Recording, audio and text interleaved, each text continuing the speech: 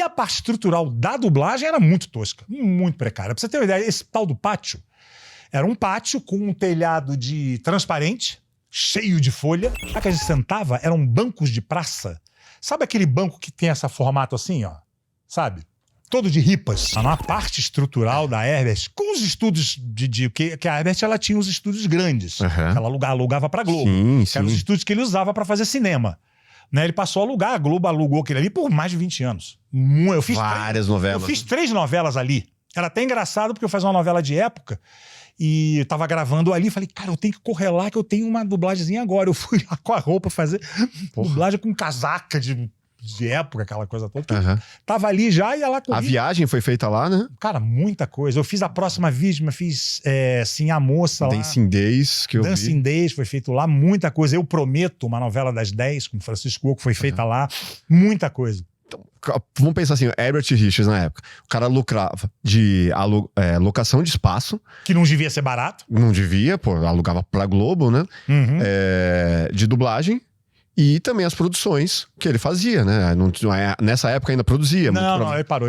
Não tinha nada. Tanto que eu falei, não tem filme da Herbert que eu me lembre, filme da produção, filme brasileiro mesmo. Então pra Globo era só estrutural, não era produção. Não, nada, zero. Ele alugava o estúdio, a Globo vinha com equipamento, com tudo. Então era estúdio e dublagem, era isso. Exatamente. Alugava o estúdio vazio, né? Sim. E a Globo levava Porque eram galpões com milhares de metros quadrados. Eram gigantes, eram estúdios bem grandes, assim.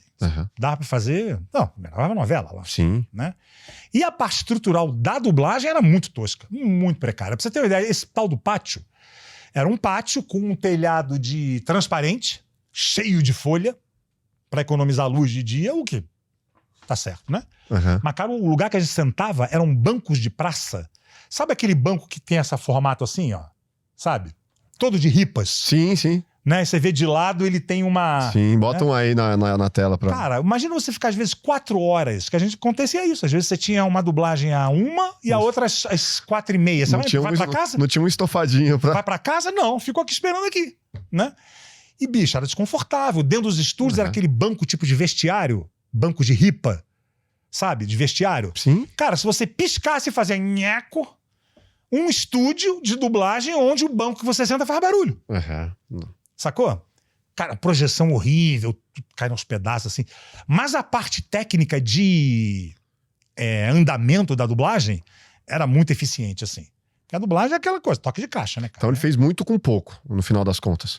Primeira vez que eu fui lá, eu falei, não é possível que você... Falei, isso deve ser provisório, eles devem estar fazendo obra no estúdio e estão gravando aqui. Falaram, não, é aqui mesmo. Então, bicho, esses grandes filmes foram dublados aqui.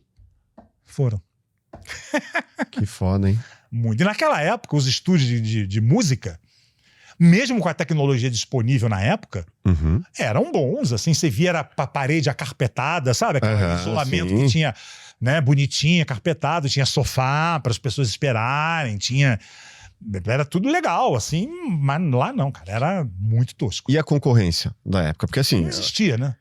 Mas eu não sei na época que você...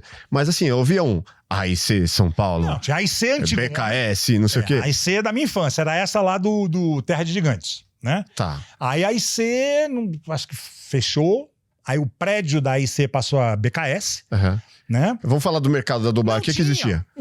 Cara, assim, 70% era o Herbert, do Brasil inteiro. Tá. E o que sobrava, dividia para os estúdios do Rio, que era Telecine, VTI. VTI. Versão brasileira, VTI, Rio. Isso eu fui CLT também lá. Olha. Tinha a Delarte, que era Tecnissom, que depois virou Delarte. Alamo era em São Paulo.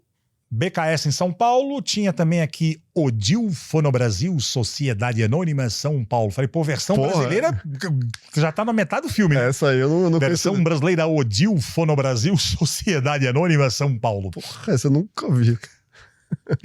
Cara, tinha uma época o SBT dublava, tinha a dublagem do SBT para aquelas novelas mexicanas. Olha aí, eu já ouvi falar que a Herbert fez novelas do SBT, então não é verdade? Depois fez. Novelas mexicanas. Mas no início era dublado... Porque Carrossel... Carrossel foi dublado na Herbert. Então. Isso aí que marcou minha infância também. Lembra essas novelas? Lembro, é minha infância. Que é isso aí. 1 quilo hoje e outro quilo amanhã. E quando quiser ter a mesma silhueta, já será tarde. Olha, senhorita, é que quando tá chegando a hora do recreio, eu começo a ficar com muita fome. É que você não tem se visto no espelho. Se meta com sua cor. Paulo, se você voltar a bater na Marcelina, você vai ter que se ver comigo. Não se meta onde não é chamado. Marcelina é minha irmã e eu lhe bato quantas vezes eu quiser. Então o cara não tinha concorrência. Imagina só, 70% ali. E o resto ia pra Telecine, VTI, ia pras daqui de São Paulo. Porque tinha Marshmallow, tinha... Pensando em tudo que falamos, 70% representava muito provavelmente tudo que vem da Disney, né? Do mercado norte-americano. Alguma coisinha espalhava, assim, tipo, sobra. E aí Globo também, né? Que deveria ter várias coisas, né? O Boni adorava a dublagem da Herbert. E o que sobrava, que não tinha como fazer tudo só lá, né? Sim. O que sobrava ia pras outras.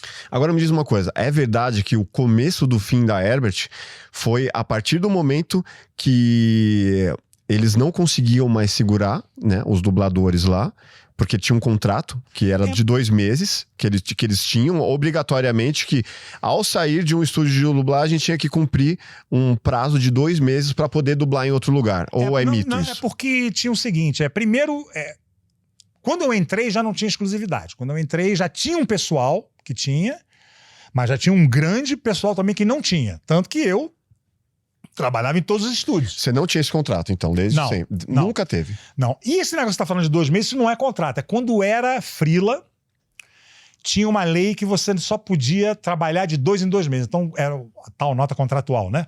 Chamava sem ser contratado, para fazer... freela, você só podia trabalhar depois naquele lugar, naquela casa, 2 meses depois, mas isso não era cumprido. Nunca eu fiquei 2 meses sem trabalhar numa empresa que eu era freelancer. Que eu ouvi falar que teve sindicatos que conseguiram estabelecer com que a dublagem fosse realmente algo levado a sério e que aí, a partir desse momento, a Herbert não conseguia mais segurar os dubladores da forma que eles seguravam antes. O mercado começou a se canibalizar, né? Outros estúdios oferecerem menores preços e aí foi o começo da ruína. Não faz sentido. Cara, eu acho que faz algum sentido. A exclusividade realmente eu acho que não afetou. Acho que o que afetou foi Teve um acordo de trabalho que foi feito... Cara, eu vou falar assim muito ignorantemente porque eu não aprofundei. Mas parece que teve... Porque depois a coisa virou. São Paulo agora é quem domina o mercado.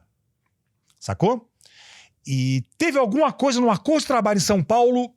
Me desculpe se eu tô errado, não tô falando mas quem souber escreve que é uma pra coisa gente. Não sei, realmente que eu não sei. Tá. Mas que o negócio virou pra cá. Sacou? E aí depois também teve uma outra coisa muito legal, que como o mercado ficou muito ruim no Rio, inverteu, né? Porque quando eu comecei na dublagem, o mercado aqui tava inexistente. Tá. Então começou a migrar a galera daqui pro Rio. Que foi quando o Garcia Júnior foi com o pai e a mãe dele e tal. Quando o negócio ficou ruim no Rio, começou a galera a migrar pra cá. E curioso que foi, o que esses carioca estão fazendo aqui? O mesmo que os paulistanos fizeram em 83. Viemos onde tá o dinheiro, pô. Lógico. Né? E tem pra todo mundo, cacete. Né? E aí começou essa mistura. Isso é uma coisa muito legal. Que agora tem gente do Rio dublando em São Paulo, tem gente de São Paulo dublando no Rio. Tem talento de todos os lados, cara. Não tem mais o lance de ter que segurar sempre o sotaque, né? Tem papéis que você consegue... Assim, não tem como, né? Assim, vai ter a dublagem carioca, é carioca. Dublagem paulistana é paulistana. Não tem como. Eu vou fazer um malandro, um bandido, cheio de gíria. Eu não vou falar o mano, né? Mas você conseguiria, se fosse... Conseguiria. Eu fiz uma voz original que era um cara da quebrada daqui, que era aquela coisa toda aí, né? Beleza, como é que tá aí, né? Fica caricato, né? Sim, foca. Mas então não tem como assim. Eu, por exemplo, tento neutralizar. O engraçado é que eu consigo segurar o S carioca no final. Entendeu? Exemplo, se eu falar 3, eu consigo falar 3. Sem ser 3. 3. Mas se eu falar desnecessário, eu falo desnecessário. Eu não consigo no meio fazer o S sem ser cariocado no meio. Sim. Sacou?